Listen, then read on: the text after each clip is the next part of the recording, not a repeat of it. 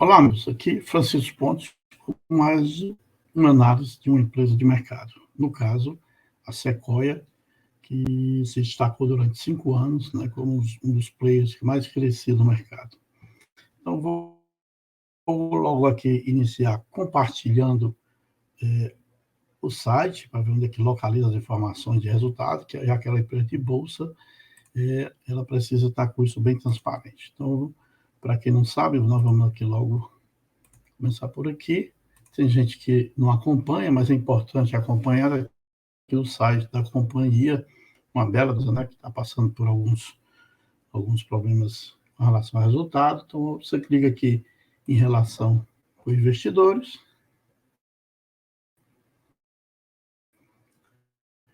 Vai aparecer. A internet é um pouco lenta. Aí você tem acesso aos resultados completos, né? Você clica aqui nos resultados completos.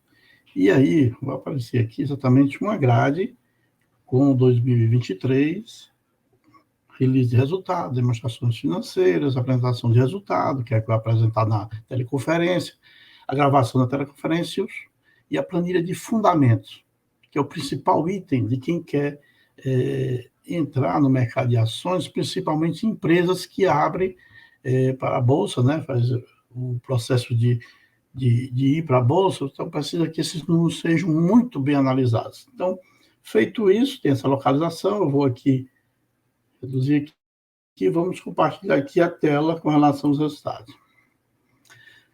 Então, terceiro trimestre, né, o acumulado, uma observação já inicial aqui que se tem para observar é que, em função das circunstâncias financeiras da empresa no momento, então, a apresentação de resultados já mudou o layout. É compreensível, mas era interessante manter o mesmo layout para que as pessoas sigam o mesmo raciocínio, mas como a empresa está com os resultados negativos, então precisa agora, em vez de mostrar resultados, justificar as ações de recuperação, que é um movimento muito importante a ser feito. Então, vamos lá. Ela fala sobre todo o movimento trimestre, as reduções, a migração de debênture, faz todo esse movimento que ela tem que prestar conta ao mercado, né? Então, fala da receita, as margens, né? O ajuste contábil e o endividamento, que é um item muito importante hoje. Então, a receita bruta, o quanto caiu, menos 34%. Aí ele explica a primeira milha, a última milha, todos os serviços dela que está crescendo. Então, há uma queda, está negativo de fato, mas ainda, né? O EBITDA ou EBITDA, conforme queira chamar, esse é o número que eu vou chamar a atenção, que muitas das empresas dão muito valor a esse número, que é muito importante. Isso é uma referência de geração de caixa, tudo isso. Mas eu fui um dia desse criticado, porque eu disse que cuidasse primeiro do lucro e o lucro líquido. Esses números intermediários eles são válidos para reforçar esses outros 3 números, porque alguns números são importantes, o mercado precisa, mas tem muito movimento contábil que não dá exatamente a consistência dos números. Como eu tinha um antigo cliente de consultoria, eu quero saber quanto é que está sobrando. Então, vamos lá. Então, foi feito o ajuste, quanto a receber, se passa a ter problema de recebimento. E aqui nós vamos entrar aqui no endividamento, aqui nessa linhazinha aqui, endividamento, 745 milhões. E com ajuste, ficou para 503 milhões. E de empréstimo, financiamento, debêntures e derivados, 463, 705, aí a conversão é 463, menos 34%. Segura esse número, né? Você tem aqui as iniciativas, né, as reduções de custo, que ela tem que fazer todo um movimento que vem, como é uma empresa que vinha num patamar de faturamento alto e ela caiu aí ao nível de 40% do que era o ano passado, ela precisa conter essa avalanche com relação a custo. E aí já muda a estrutura de apresentação do resultado, né? Você começa a trabalhar os números para mostrar isso, aí é uma mensagem final. Aí vamos aqui, eu vou fechar isso aqui para a gente ir para o ponto que eu acho muito mais importante, que chama-se a planilha de fundamentos de resultado da empresa. Aí vamos analisar que eu fiz aqui alguns ajustes nas imagens para poder ficar melhor. Então, aqui eu tenho 2018 até 2022, que é o período onde ela decidiu fazer todos os movimentos para ir para a Bolsa, fazer abertura de capital e fazer esse movimento financeiro e abrir para o mercado como uma companhia de grande porte. Então, e em 2023, o acumulado, eu botei aqui uma coluna de acumulado, aqui, a 123, então eu tenho aqui o resultado negativo desse ano, mas o fato é o seguinte, aqui vamos aqui na linha de lucro bruto, de 2018, ela faturava líquidos 362, 527, 2022, aí evoluiu, duplicou o faturamento 998, 1.500 em 2021, 2022, 1.800.000 líquido. E aqui começa o primeiro ponto da análise, que eu acho que é muito mais importante que qualquer outro número, o lucro bruto da operação. Como era uma empresa que tinha muito mais logística e carga fracionada, a primeira milha, a última milha, aquele pacotinho, então o lucro de 2018 bruto era 19,9, meus números de referência são de 22 para cima, 2019, 19,8, 2020, 21,6, caiu quando ela triplicou o tamanho dela, caiu para 17,5 e depois 17,4, ou seja, não teve ganho de escala na operação. Né? E aí você vem em 2023, quando ela resolveu reestruturar, porque estava com um problema financeiro, e aí nós vamos ver aqui onde é que está o segundo ponto de análise que deve ser feito. Quando eu passo a adquirir empresa, que tem outras empresas no mercado adquirindo, eu tenho que fazer a conta de quanto eu vou ter ganho de escala na absorção de outra empresa, em pessoal, todo o grupo de gestão, aquelas galpões, tudo que eu vou ganhar. Impressionante como a Sequoia, eu não sei quem não prestou atenção, ela tinha 16,4 que em 2018 de despesas comerciais, administrativo geral, que são as despesas operacionais, 15,8 no ano seguinte, 19, 2020, 17,9, 16,6, 17,7 em 2022. Ou seja, ela não teve na aquisição de 6 ou 7 empresas ganhos nas despesas operacionais, que é uma obrigação, que é para pagar a conta. Porque uma empresa de transporte de carga, ela não consegue ser comprada e o resultado dela pagar esse patrimônio que foi comprado. Tá certo? Então, aí vamos aqui. E aí vamos bem para cá. O resultado antes das provisões de imposto. Né? Ou seja, em 2019 ela estava 551 mil negativo, 2018, né? 2019, 12 milhões negativo, 2023, milhões de 92, 27 milhões em 2021, 131 milhões em 2022. Ou seja, ela não deu efetivamente lucro antes dos impostos. E aí, vamos outro número que é interessante. O lucro líquido está aqui, sempre negativo, ano a ano, que deu um prejuízo de 125 milhões em 5 anos. Mas aí, quando eu vou falar de números que é interessante que eu falo, eu tenho o EBITDA, aqui na linha 37, que pulou de 38 milhões para 224, ele duplicou por 6. Multiplicou por 6. Aí a pessoa diz, não, está crescendo. Mas só que a empresa não dá lucro. A EBITDA é composto de quê? Aqui ele coloca aqui facilmente, é fácil de verificar. Eu tenho o quê? Eu tenho o lucro prejuízo líquido, eu tenho a equivalência patrimonial, o imposto de renda e contribuição social, o resultado financeiro líquido aqui que eu estou pagando para manter a companhia de custo financeiro, e as depreciações. Então, eu estou aqui, aparentemente, um número que cresceu por 6 em 5 anos. Só que a empresa nunca deu lucro, ela foi aumentando o prejuízo.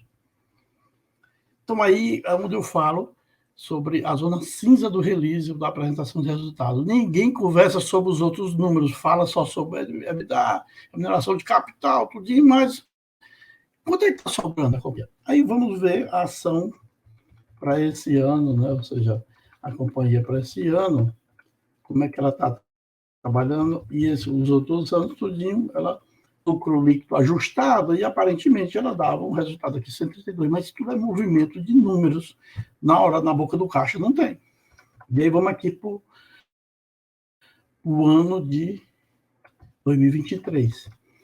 Então, quando ela resolveu ajustar, tinha problemas de contratos, com relação ao resultado desses contratos, o primeiro trimestre 312 milhões líquido, aí caiu para 191 e caiu agora para 126 milhões no terceiro trimestre. Me dá um acumulado de 619, ou seja, a companhia, se der muito, fecha 800 milhões líquido, ou seja, 40% do que era o ano passado. E aí eu lembro que um analista de mercado disse, em dezembro, ele comparou a Sequoia, o resultado da Sequoia, com o resultado de umas empresas multinacionais, tipo a FedEx, a DHL, comparações indevidas pelo porte. Mas o cara comparou, e até eu questionei porque eu acho que ele não olhou os números direito.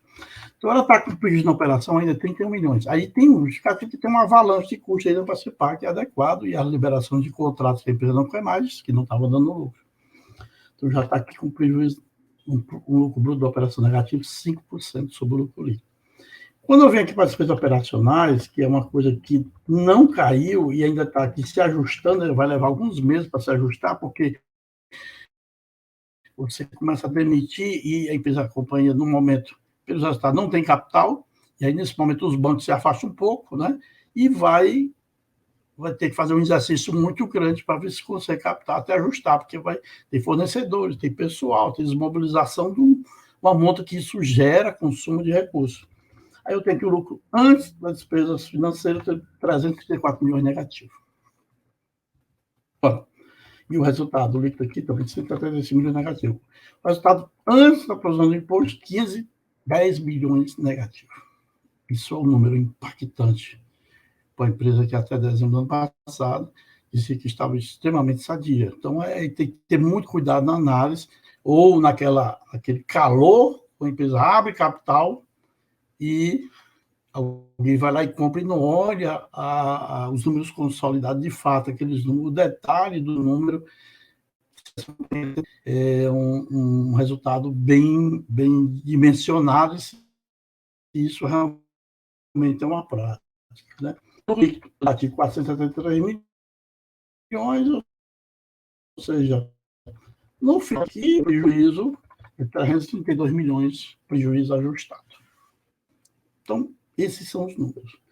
Se você olhar, ela, de fato, lá no lucro líquido ajustado, deu 132 milhões em 5 anos, dá uma média aí de 30, pouco menos de 30 milhões, 20 e poucos milhões de lucro em 5 anos. E já deu um prejuízo até o terceiro trimestre desse ano, 332.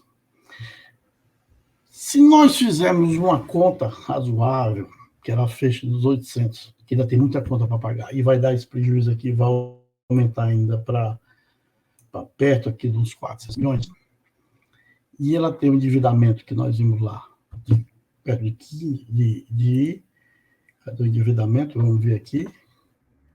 Endividamento em pé de 463 milhões, aí na tela. Aí nós vamos. E se você olhar as companhias lá no ponto de vista da Receita Federal, a TA e a Primor, que tem débitos tributários de mais um pouco da Sequoia, quase 200 milhões, você tem um montante aí girando em torno aí de uns 600 e poucos milhões. Vamos dizer que tudo se ajuste e essa companhia passa a dar 5% de lucro lá embaixo, sobrando de fato no caixa, essas contas, sobrou no caixa 5%, de 800 sobra 40 milhões. Então, instando e dando tudo certo, se eu devo aí perto de 800 milhões e eu tenho um lucro de 40 milhões ano, antes do imposto de renda e contribuição social, eu vou levar, se eu dividir os 800 pelos 40, 20 anos para quitar essa conta. Então, é uma conta, um momento delicado, né? Eu não sei se vai ter alguma ação jurídica com relação a isso, mas a companhia está com um dever de casa muito forte, que eu não vi, confesso, muita gente sair disso. Aí vamos aqui, aí eu vou mostrar uma coisa para vocês, uma coisa do mercado. A companhia abriu no primeiro IPO lá e conseguiu arrecadar 1 bilhão, está aí na tela. 1 bilhão, bem de bola, 1 bilhão. e vendeu ações a 12,40. 6 meses depois, ela abriu a segunda rodada e arrecadou mais de 900 milhões, ou seja, 1 bilhão e 900 milhões, o faturamento de um ano da receita líquida da companhia. E aí, nesse segundo aqui, tem um fundo americano aqui, que eu não vou dizer o nome, que não interessa, mas está lá, você pode olhar na internet, conseguiu captar 687 milhões na segunda rodada. Eles compraram ações, investiram a 12,40 e venderam pelo dobro. E pegaram o dinheiro e ou você ganharam 100% do recurso, descontado a inflação um pouco menos, né? Num movimento de 6 meses de bolsa. E aí, se a Sequoia, eu vou descontar aqui a tela para que a gente possa conversar. E aí, se a Sequoia merece o crédito de ser recuperada, esses investidores teriam coragem de jogar esse dinheiro de volta. Então, 1,9 bi, uma parte foi usada em investimento e adequações de tecnologia da empresa, mas será que eles teriam coragem de jogar de volta e recuperar a companhia? Então, isso é uma pergunta. Então, e aí, com a resposta, os gestores da Sequoia. Então, eu vou analisar uma outra empresa de mercado daqui para outra semana, mas são coisas que, muitas das vezes, quem trabalha com números não consegue ver. Então, é importante olhar os detalhes, mitigar os números para ver como é que está. Então, espero que os gestores da Sequoia consigam. Dentro de casa não consegue, tem que conseguir alguma coisa de fora para poder reverter esse resultado. Tá? E, de qualquer maneira, parabéns pelo trabalho que está sendo feito, o esforço. Espero que dê certo.